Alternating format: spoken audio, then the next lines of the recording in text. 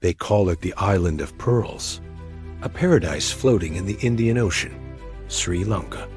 But beneath its emerald jungles and golden beaches lies a story too ancient, too forbidden, and too powerful to ignore. Because long before it became Sri Lanka, this island was known by another name. Lanka, the city of gold, the home of the 10-headed king, Ravana. For most people, Ravana is just a myth, the demon king from the Ramayana, defeated by Lord Rama after kidnapping Sita. But what if Ravana wasn't a myth? What if he was part of a real civilization that existed long before recorded history? A civilization that mastered flight, energy, and technology that even today remains a mystery? Archaeologists in Sri Lanka have long been puzzled by the sheer number of ancient ruins scattered across the island. From the towering Sigiriya rock fortress, a citadel built on top of a massive granite monolith, to mysterious underground tunnels near Trincomalee, local legends whisper of an ancient empire that ruled the skies. The locals still call these tunnels Ravana's caves. They say they connected secret chambers beneath the island, used by Ravana's engineers to guard his most precious secret, the Pushpaka Vimana, a flying chariot described in detail in the Ramayana, one that could travel at the speed of thought. Modern geologists studying these tunnels have discovered signs of artificial modification. Perfectly straight walls, smooth passageways, and residues of unknown minerals, unlike anything found naturally in the region. Could these have been remnants of something much older and much more advanced? In 2016, Sri Lankan media briefly covered a story that shocked the island. A small team of local archaeologists claimed to have discovered what they believed to be Ravana's landing strip, a flat, perfectly leveled stone plateau hidden deep in the hills near Mahayanganaya. Satellite images showed unnatural geometry, a rectangular platform with scorched markings on its surface. But within weeks, the site was sealed off. The government cited heritage preservation, yet no official excavation followed. Locals say military personnel now guard the area, and drones are not allowed to fly over it. Some whispered that this plateau aligns perfectly with Trincomalee, where a submerged temple, believed to be dedicated to Shiva, sits near a deep-sea trench. According to the Ramayana, it was here that Ravana worshipped Lord Shiva to gain his supernatural powers. Coincidence? Or connection? In one of the Ramayana's oldest Sanskrit versions, Ravana is described not as a demon, but as a brilliant scholar, a master of science and medicine, and a devotee of Lord Shiva. He wrote the Ravana Samhita, a treatise on planetary movements and aviation, fragments of which are still found in ancient manuscripts. But here's where it gets strange.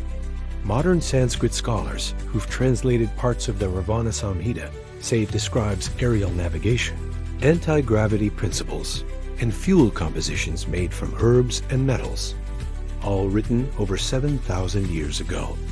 Even more intriguing, a few years ago, Indian archaeologists uncovered references to a tribe known as the Yakshas, described as Ravana's engineers.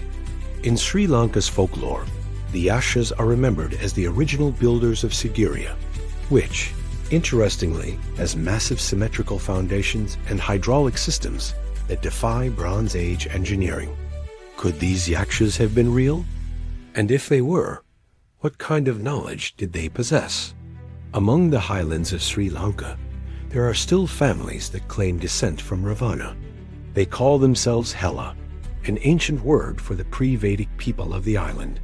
Some of them still worship Ravana, not as a villain, but as a hero king, a ruler who brought medicine, music, and technology to their ancestors.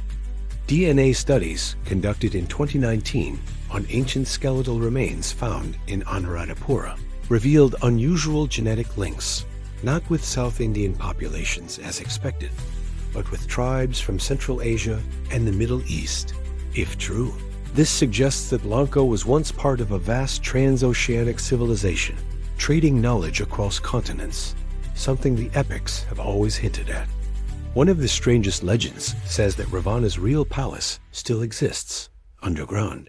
Hidden deep beneath a mountain range called Dimbulagala, locals tell of golden chambers that glow without fire, where Ravana's throne still stands. Several explorers have tried to find these tunnels. Many never returned. Some years back, a cave expedition recorded strange electromagnetic readings near Dimbulagala, as if some form of metallic structure was buried deep below. The equipment malfunctioned. Compasses spun erratically. What kind of metal could cause that? Unless it was something ancient, something unknown? What if Ravana wasn't a villain, but a misunderstood guardian of ancient knowledge? What if his war with Rama wasn't just about Sita, but about the balance of divine technologies, knowledge too powerful for humanity to possess? The Pushpaka Vimana wasn't just a chariot, it was an aircraft.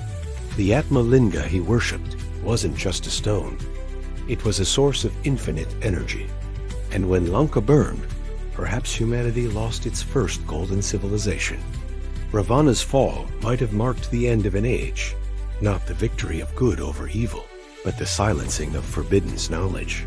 Today, as satellites map the jungles of Sri Lanka, more anomalies are being discovered. Rectangular foundations, hidden shafts, even submerged ruins off the coast of Mannar. Scientists call them natural formations, but the shapes are too precise, the patterns too deliberate.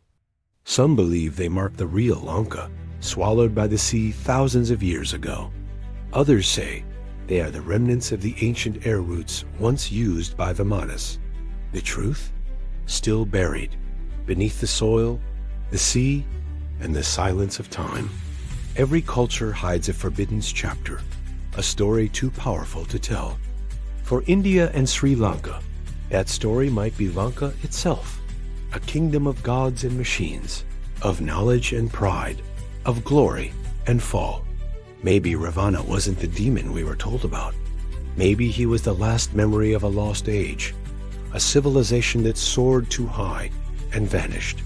And perhaps, beneath those lush green forests and sacred mountains, the echoes of that age still hum, waiting for the day we're ready to remember.